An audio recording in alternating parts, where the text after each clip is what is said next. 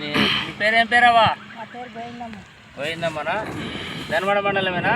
ధర్మవరం మండలం, ఏమూరు ఇది? మందిపల్లి. మందిపల్లి. ఏం వేసినావు ఈ పత్తి? నీదేనా భూమి? మాదే సార్.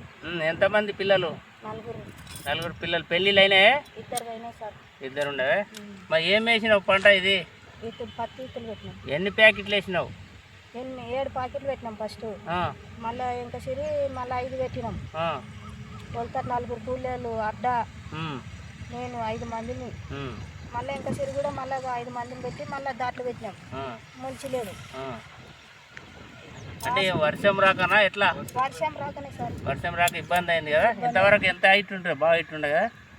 ఇదివరకు ఇంత పెద్ద అవుతుండే. మంది ఎన్నిసార్లు పెడుతుంటారు?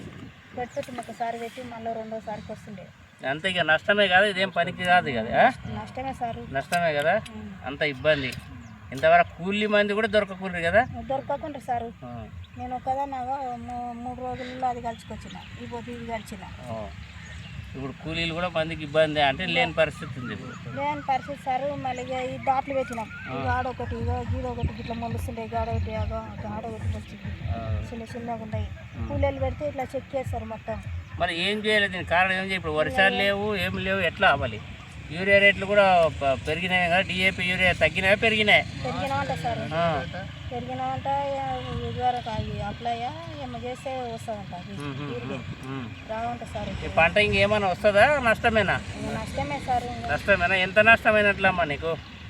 బాగానే అంత లాగోడి పోయి అంత పోయి కూడా మాకు ₹1,00,000 మిగులుతుండే మేము కష్టపడితే.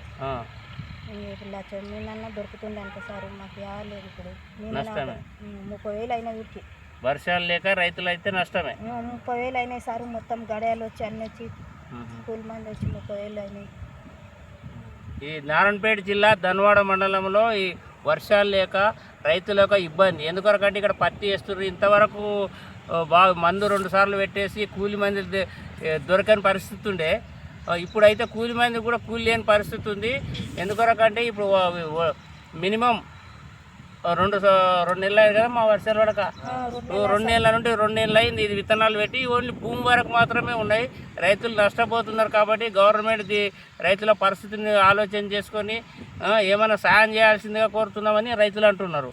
ఇంకోటి ఏంటంటే ఇప్పుడు వర్షాలు లేవు. చాలా మంది అంటే ఎన్నో ఇప్పుడు ఇబ్బంది ఉంది కాబట్టి, మోడం ఉంటుంది కాబట్టి వర్షాలు లేవు. రైతులంతా చాలా నష్టపోతున్నారు. ఎందుకంటే పత్తి పంట వేసుకుని ఎక్కువగా పత్తి వేసింది ఇక్కడ మన తెలంగాణ జిల్లాలో, ఇక్కడ నారాయణపేట జిల్లాలో ఎక్కువగా పత్తి వేసుకుంటారు. కాబట్టి పత్తి రైతులకు కూడా చాలా ఇబ్బంది ఉంది. ఎందుకంటే వేసుకొని రైతులంతా కూడా నష్టపోయే పరిస్థితి ఉంది.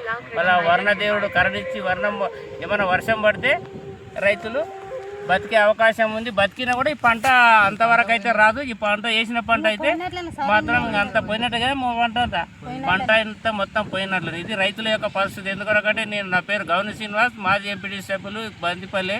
ఎందుకంటే ఇక్కడ వచ్చి రైతుల యొక్క పరిస్థితి తెలుసుకుంటున్నాను మీ ప్రజల ముందు. ఈ విషయాన్ని మీ ప్రజాప్రతినిధులకు కానివ్వండి, మన ముఖ్యమంత్రి కానివ్వండి, ఇక్కడ ఉండే పరిస్థితుల రైతుల యొక్క పరిస్థితి తెలియజేయాలని చెప్పి ఈ వీడియో మీ ముందు పెడతా ఉన్నాను. Thank you. ఇంతకుముందు బోర్లు మనకు నీళ్ళు వస్తే బాగా. ఇప్పుడు మొత్తం కోయిలకొండకు పోతుంది వాటర్. మొత్తం పైప్ లైన్ అంతా అక్కడ మొత్తం అక్కడనే తీసుకుపోతున్నారు మన ముఖ్యమంత్రి గారు. మన ధన్వాడ మండలం కూడా ఇక్కడ ఒక రిజర్వాయర్ లాగా చిన్న పైప్ లైన్ అక్కడ ఉన్న పైప్ లైన్ ఇక్కడ వచ్చేస్తే మనకు మంచిగా ఉంటుంది కదమ్మా. ఇక్కడ ఉండే బతికే అవకాశం ఉంది. మళ్ళీ అది మనం ఎమ్మెల్యే గారి దృష్టికి తీసుకెళ్తాం. మేము కూడా ఎమ్మెల్యే గారిని అడుగుతాం. ఇక్కడ వచ్చి నీళ్ళు వస్తే ఏమైనా అవకాశం ఉంటుంది. పంటలు ఏమైనా ఒక పంట వండుకునే అవకాశం ఉంటుంది. ఇక్కడనే ఉన్న కోయిల్ సార్ కూడా లిఫ్ట్ ఇరిగేషన్ ఉంటే ఇక్కడ ఏమైనా పైప్ లైన్ వస్తే కూడా బాగుంటుండే. కానీ అవి కూడా వస్తలేవు. కాలువలు నీళ్ళు వస్తలేవు, ఏమొస్తలేవు. రైతులకు మొత్తం ఇబ్బంది.